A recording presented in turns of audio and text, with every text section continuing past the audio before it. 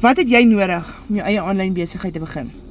Jy het jou foon nodig, 'n sterk internetkonneksie of 'n wifi konneksie en alles word van jou foon af gedoen. Ek is op pad om my seentjie te gaan haal by die skool en ek kan 'n video maak terwyl ek ry en hoe maklik is dit nie? Jy post 3 content video's 'n dag waar jy vir mense vertel hoe om in dollars te kan verdien. Vir mamas daar buite of papas daar buite wat moedeloos is, moeg is, want alledaagse uitgawes is net te veel.